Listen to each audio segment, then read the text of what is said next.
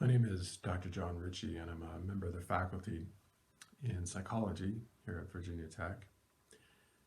And during this stressful week, known as finals week, in a year, it's already difficult and stressful for many of us. I wanted to offer a very brief practice in mindfulness that I'm hoping may be helpful to you during this time. My lab has studied mindfulness for about 5 years now, and we take a scientific approach to understanding the effects of mindfulness and meditation practice on the brain. And for the next 3 or 4 minutes, I was hoping to lead us together in a practice of mindfulness that you're welcome to practice along with me here. However, this can also be extended out beyond 3 or 4 minutes to 5 minutes, 10 minutes, 15, or whatever time you have available.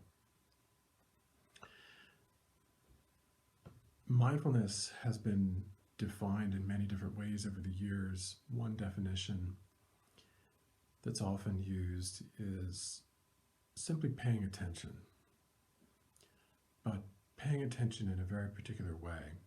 That is, paying attention on purpose to the present moment as it unfolds. And here's the tricky part in doing so non-judgmentally.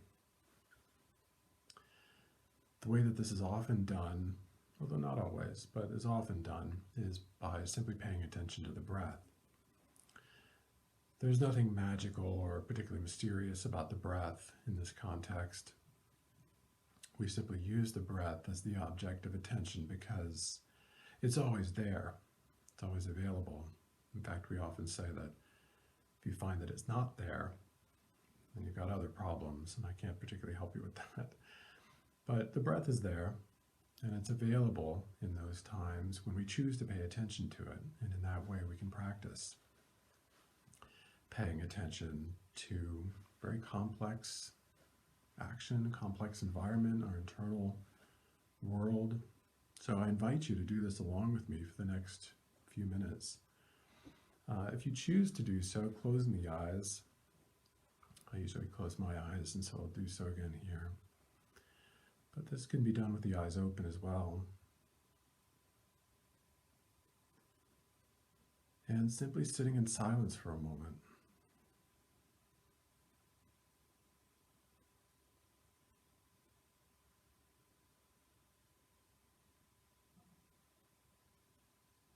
And in this period of silence, maybe becoming aware of the breath and how it presents in the body.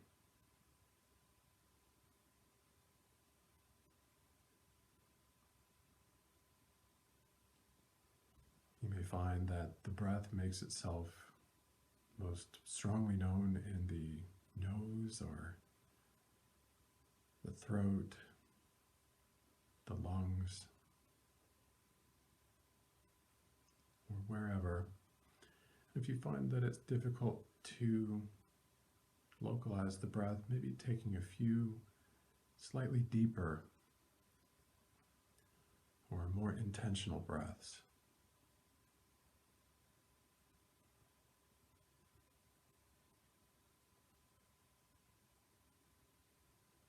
Seeing if you can find the place where the breath makes itself known in the body.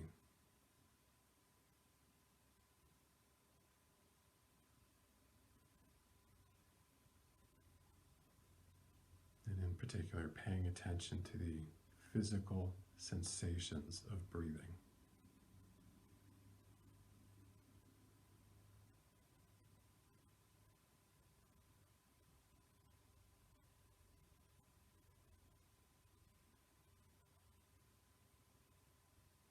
And it may even be possible to narrow the attention further by focusing on a very specific part of the body.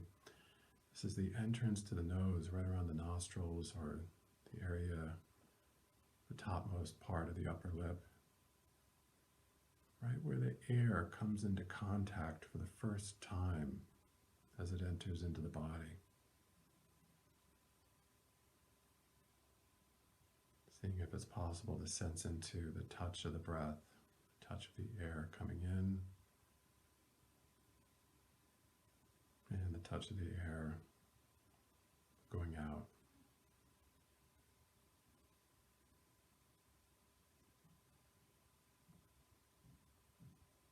And each time you find that attention has wandered away, simply bringing it back.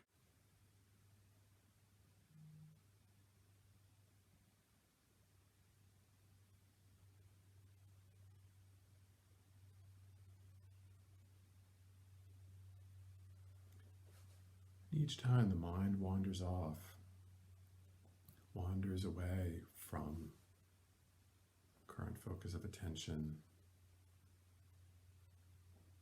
area of the entrance to the nose. Each time it wanders away, simply bringing it back.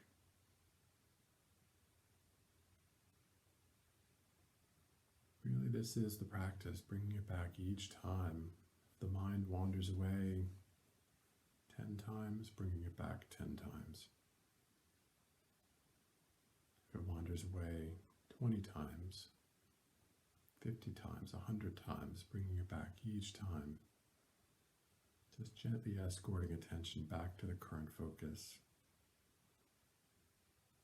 This area of the entrance to the nose, contacting the sensations of breath.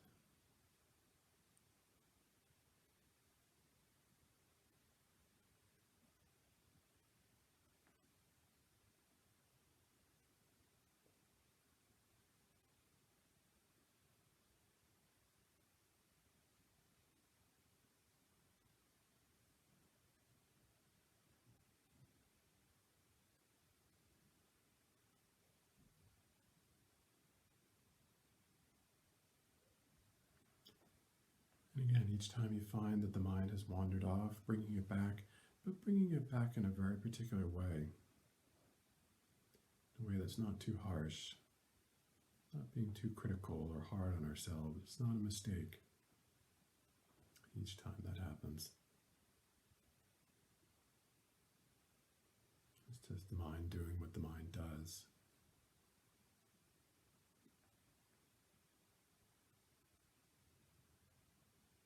And really seeing if it's possible to sense into the experience of breathing.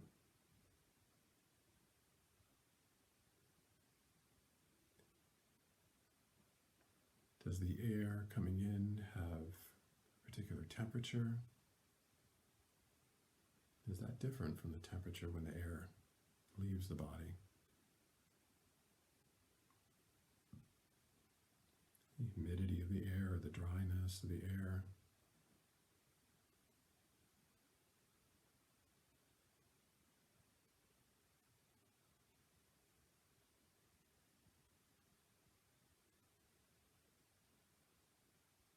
Sensing into what that feels like.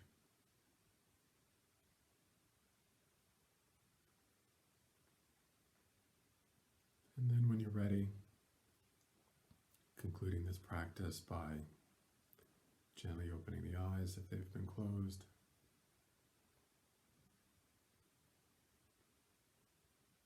Maybe taking a few other deep breaths.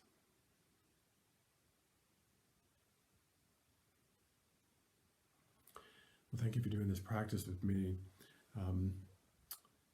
Just a very brief comment before we conclude.